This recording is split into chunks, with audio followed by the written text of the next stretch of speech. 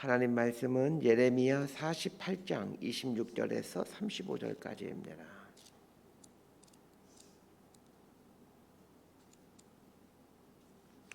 예레미야 48장 26절에서 35절까지 말씀 번갈아 가며 읽습니다. 제가 먼저 읽겠습니다. 모압으로 취하게 할지어다. 이는 그가 여호와에 대하여 교만함이라. 그가 그 토한 것에서 징글므로 조롱거리가 되리로다. 내가 이스라엘을 조롱하지 아니하였느냐? 그가 도둑 가운데에서 발견되었느냐? 내가 그를 말할 때마다 내 머리를 흔드는도다. 모압 주민들아, 너희는 성읍을 떠나 바위 사이에 살지어다. 깊은 골짜기 여기에 깃들이는 비둘기같이 할지어다. 우리가 모압의 교만을 들었나니 심한 교만 곧 그의 자고와 오만과 자랑과 그 마음의 거만이로다. 여호와의 말씀이니라. 내가 그의 노여함을 허탄함을 아노니 그가 자랑하여도 아무것도 성취하지 못하였도다. 그러므로 내가 모압을 위하여 울며 온 모압을 위하여 부르짖으리니 무리가 기렐레스 사람을 위하여 신음하리로다. 신마의 포도나무여, 너의 가지가 바다를 넘어 야셀 바다까지 뻗었더니 너의 여름 과일과 포도 수확을 탈취하는 자가 나타났으니 내가 너를 위하여 울기를 야셀이 우는 것보다 더하리로다. 기쁨과 환희가 옥토와 모압 땅에서 빼앗겼도다.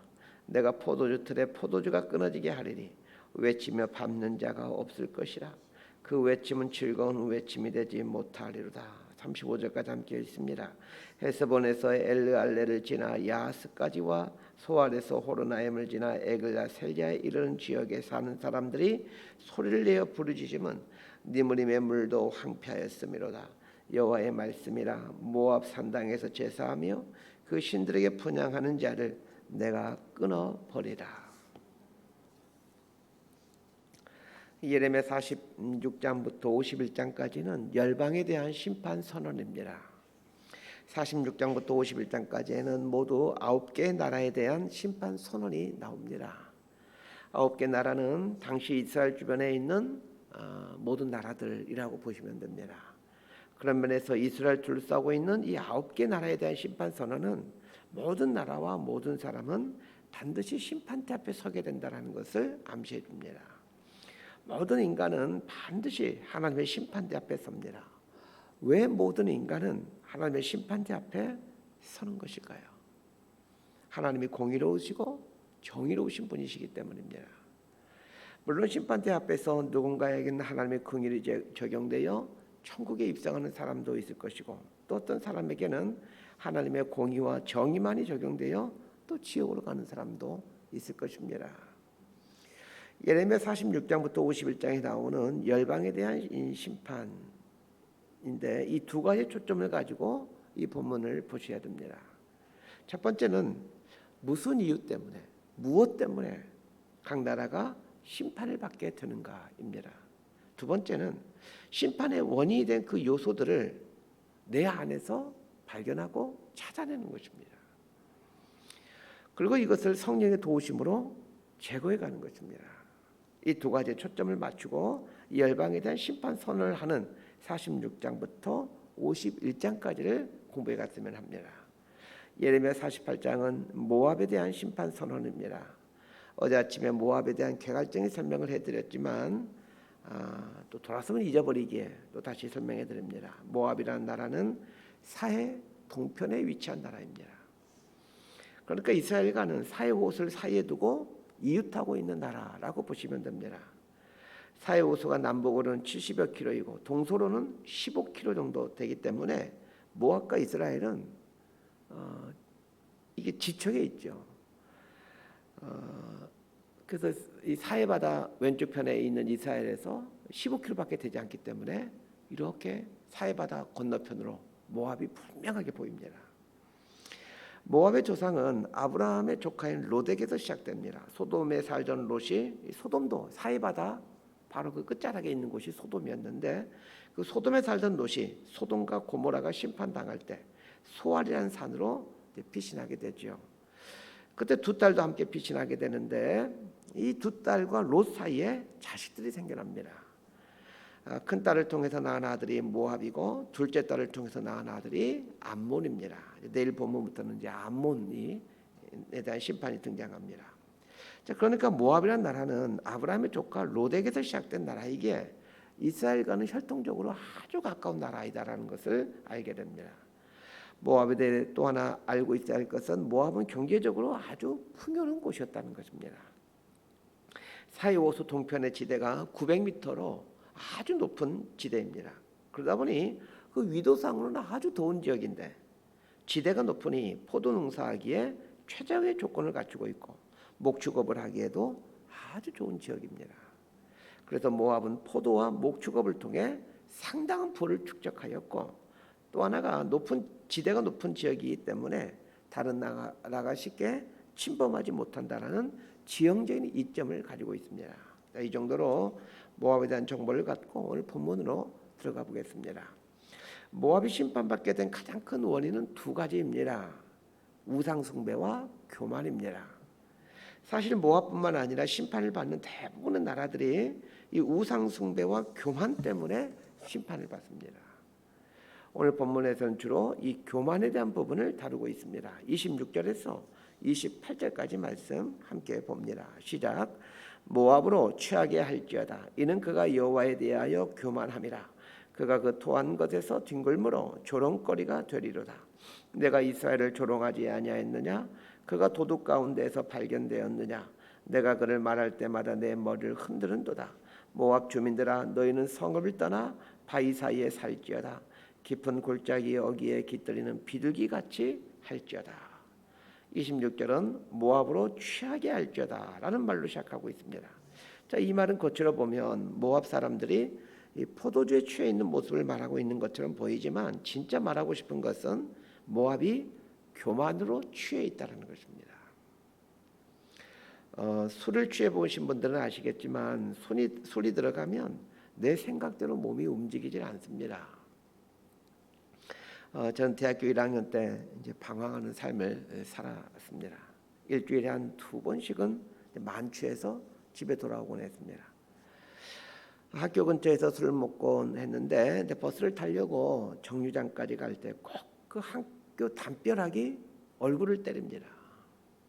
나는 가만히 있는데 이놈의 담벼락이 와서는 얼굴 때리고 도망갑니다.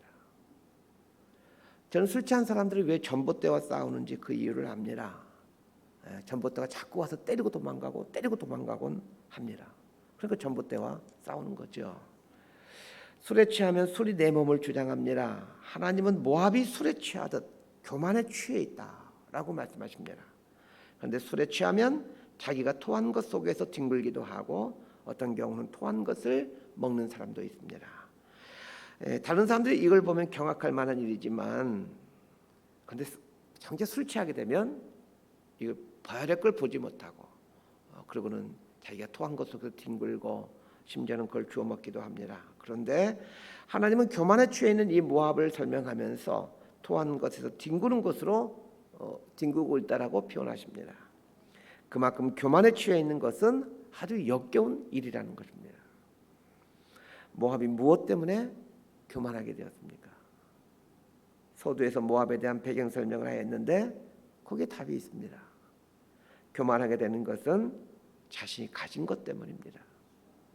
모압이 갖고 있는 두 가지는 포도 농사와 목축업을 하기에 최적의 지형을 갖고 있다는 것이고 또 하나는 외적이 침입하기가 곤란한 높은 지대를 갖고 있다는 것입니다. 전쟁과 약탈이 수시로 일어났던 고대 시대에 높은 지대에 살고 있다는 것은 엄청난 큰 복이었습니다. 그리고 큰 수고를 들이지 않아도 최상의 포도 열매를 거둘 수 있는 기회를 갖고 있는 것도 대단한 복이죠. 그런데 이런 복이 결국은 모압을 교만하게 하여 심판에 이르게 하더라는 것입니다. 하나님은 우리를 사랑하시기에 우리 각자들에게 좋은 것을 주시고 싶어 하십니다. 사랑하면 좋은 것 주고 싶어 하시오. 그런데 하나님이 주신 좋은 것이 끝까지 좋은 것으로 남아 있어야지 그 좋은 것 때문에 마음이 높아져서 안하무인이 되어간다면 이 좋은 것들은 결코 좋은 것이 될 수가 없습니다. 그래도 중요한 것이 마음을 지키는 것입니다. 사람들이 부러워할 만한 것 앞에서도 마음을 지킬 수 있다면 그 인생에게 주어진 것들은 복이 되지만 마음을 지키지 못하면 주어진 좋은 것들은 재앙의 원인이 됩니다. 그러면 이 마음을 지키는 것이 중요한데 우리는 마음을 어떻게 지켜갈 수 있는 것일까요? 하나님 앞에 매 순간 마음을 펼쳐놓음으로 이 마음을 지켜갈 수 있습니다. 매일 아침마다 마음을 하나님 앞에 펼쳐놓으시길 바랍니다. 그리고 밤사이 혹시 내 마음 한켠에 불쑥 들어왔던 그 불순의 마음들이 있는지를 하나님 앞에 펼쳐놓고 그게 있다면 제거해가는 훈련을 하시길 바랍니다. 이런 고된 훈련을 통해 우리 마음은 지켜져 가게 됩니다. 저는 하나님을 믿는 신앙이 주는 큰 유익 중에 하나가 이 마음을 지키게 하는 것이라고 믿습니다. 사람은 연약하기에 많은 돈 앞에서 또 높은 자리 앞에서 흔들릴 수밖에 없습니다. 그러게 매 순간 하나님 앞에 마음을 내어드리면서 이 흔들리고 있는 이 마음을 하나님께 다시 고정시키고 다시 하나님께 고정시키고 어디에 눈과 마음을 두어야 할지를 결단하게 해주기에 저는 하나님 믿는 게 참 좋습니다. 이런 과정을 통해 이 연약한 인생을 생명의 길로 진리의 길로 인도해 가신다는 것을 알게 됩니다. 자, 그렇다면 오늘 본문 앞에서 우리 자신을 한번 점검해 보십시다. 혹시 나는 나에게 있는 것들로 인해 마음이 높아지고 있지는 않는가를 점검해 보십시다. 다른 사람들보다 조금 더 많이 있는 재산 때문에 다른 사람들보다 조금 더 많이 배운 것 때문에 다른 사람들 자식보다 조금 더 잘된 자식 때문에 혹은 부모로부터 받은 것 하나 없지만 자수성가하여 내가 이루는 것 때문에 마음이 높아진 것은 아닐까 점검해 봤으면 합니다. 저는 오늘 말씀 앞에서 제 자신을 돌아봅니다. 저에게도 이런 위험에 빠질 위험이 있다는 것을 저는 알고 있습니다. 저는 산골 마을 가난한 집에서 태어났지만 저희 마을 사람들 중에 가방끈이 가장 깁니다. 이런 것도 제 자랑이 될 수가 있습니다. 그래서 교만으로 발전할 수가 있는 거죠. 아무것도 없이 교회를 개척했는데도 짧은 기간 안에 예배당을 건축한 것도 자랑할 만한 것이 된다는 것 알고 있습니다. 참 위험한 것이구나 늘 생각하며 살고 있습니다.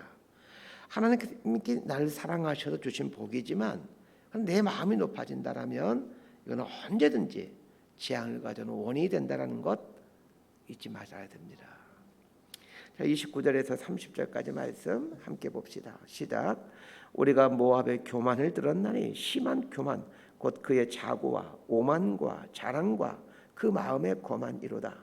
여호와의 말씀이니라. 내가 그의 노여움에 허탄함을 아노니 그가 자랑하여도 아무것도 성취하지 못하였도다. 여기에 보면 교만의 얼굴들을 보여주고 있는데 이 교만의 그 다양한 얼굴들이 어떻게 생겼는지를 한번 보십시다. 심한 교만, 자고, 오만, 자랑, 거만, 다 이런 단어들이 모압의 교만을 표현하고 있는 얼굴들이라 할 수 있습니다. 다른 사람 앞에서 큰 소리치고 나에게 있는 것들을 은근히 자랑하고 다른 사람을 무시하고 이런 모습들이 교만의 얼굴들입니다. 하나님은 이 교만한 모압을 심판하겠다고 하십니다. 그런데 심판하겠다고 하시는데 아주 이상한 내용이 나옵니다. 31절에서 33절까지 말씀 함께 봅시다. 시작. 그러므로 내가 모압을 위하여 울며 온 모압을 위하여 부르짖으리니 무리가 길을 내서 사람을 위하여 신음하리로다. 신마의 포도나무여 너의 가지가 바다를 넘어 야셀 바다까지 뻗었더니 너의 여름 과일과 포도수확을 탈취하는 자가 나타났으니 내가 너를 위하여 울기를 야셀이 우는 것보다 더하리로다. 기쁨과 환희가 옥토와 모압 땅에서 빼앗겼도다. 내가 포도주 틀에 포도주가 끊어지게 하리니 외치며 밟는 자가 없을 것이라. 그 외침은 즐거운 외침이 되지 못하리로다. 하나님께서 모압에 대한 교만을 철저하게 심판하겠다라고 말씀하시더니 갑자기 이상한 말씀하십니다. 31절 보십시오. 그러므로 내가 모압을 위하여 울며 온 모압을 위하여 부르짖으리니. 방금 전까지 하나님께서 모압을 심판하겠다고 하시더니 이제는 하나님께서 모압을 위하여 울고 계시다는 겁니다. 도저히 이해가 되지 않는 말씀입니다. 이 선포를 듣고 있는 이스라엘 백성들 입장에서도 이해가 되지 않을 겁니다.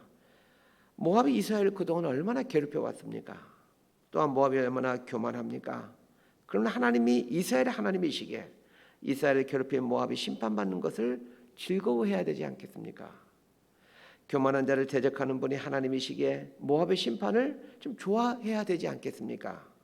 그런데 하나님은 모압의 심판 앞에서 우신다라고 하십니다. 하나님은 이스라엘만 사랑하신 하나님이 아니라 이스라엘을 대적하는 사람들까지도 사랑하신다는 것을 알아야 됩니다.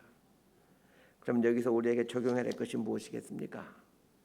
하나님을 모르는 사람들에 대한 불쌍히 여기는 마음, 나를 대적하는 사람들에 대해서 불쌍히 여기는 마음을 갖는 것입니다. 하나님께서 이스라엘을 대적하고 교만으로 찌들어 있는 모압이 심판받는 것에 대해 울고 계신다라는 것을 알게 된다면, 자, 우리가 어떻게 살 때 하나님의 복과 하나님의 은혜가 임하게 되는지를 알게 됩니다. 하나님을 모르는 사람들에 대해 불쌍히 여기는 마음, 긍휼히 여기는 마음을 품고 사는 것입니다. 그러면 하나님께서 아마 이렇게 말씀하실 겁니다. 어쩜 나는 내 마음과 똑같은 마음을 갖고 살고 있느냐 하시면서 우리 인생에게 복과 은혜를 베풀어 주시지 않으시겠습니까? 말씀 정리합니다. 하나님이 아주 싫어하시는 게 교만입니다. 자기를 드러내고 자기에게 있는 걸 자랑하고 나보다 열악한 상황에 있는 사람들을 무시하고 이런 것을 아주 싫어하십니다. 하나님이 싫어하는 삶을 사는 사람에게는 반드시 심판이 옵니다. 나에게 주어진 것들은 다른 사람들을 섬기기 위해 주어진 것임을 꼭 기억하셔야 됩니다. 나에게 많은 물질이 주어졌다면 그건 복이기도 하지만 책임입니다. 많은 것이 주어졌다는 것은 많은 책임이 있다는 말입니다. 공부를 많이 할 수 있는 복을 받았다면 그건 역시 복이지만 그러나 그것은 책임입니다. 그래서 나에게 주어진 모든 것들을 책임으로 여기는 습관을 기르셔야 됩니다. 그래야 하나님의 백성으로 온전하게 살 수 있습니다. 두 번째 기억할 것은 하나님의 마음을 아는 것입니다. 하나님을 모르는 사람들에 대한 불쌍히 여기는 하나님의 마음을 닮아가는 것입니다. 우리는 내 문제에 대해서만 울지 말아야 합니다. 다른 사람들, 특히 하나님을 모르는 사람들에 대해 울어야 됩니다. 이렇게 살아가는 사람을 하나님께서 어찌 복을 내려주시지 않으시겠습니까? 이런 복된 삶을 살아가는 저와 여러분의 삶이 되기를 진심으로 소망하고 축복합니다. 기도하겠습니다. 하나님, 혹 하나님께서 저에게 주신 복들로 인해 마음을 지키지 못해 우쭐해하고 마음이 높아지고 있지는 않습니까? 자수성가한 것으로 인해 우쭐해지는 않습니까? 다른 사람보다 조금 더 많은 학벌로 인해 우쭐해지는 않습니까? 다른 사람보다 조금 더 많은 물질 때문에 그걸 의지하며 자랑하며 나를 위해 살고 있지는 않습니까? 하나님의 마음을 알아가기를 원합니다. 하나님의 마음이 있는 곳에 나에게 주어진 것들을 내어드리며 하나님께서 맡겨주신 것에 대한 책임을 다하며 살아가는, 책임 있는 삶을 살아가는 인생이 되게 하여 주옵소서. 예수님 이름으로 기도드리옵나이다. 아멘.